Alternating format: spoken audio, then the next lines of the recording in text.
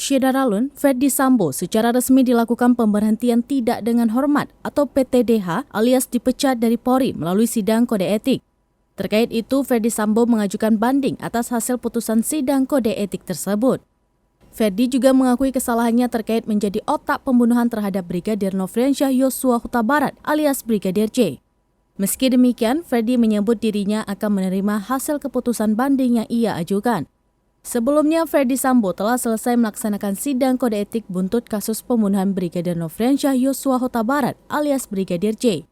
Hasilnya, Polri resmi melakukan pemberhentian secara tidak hormat atau PTDH terhadap Ferdi Sambo.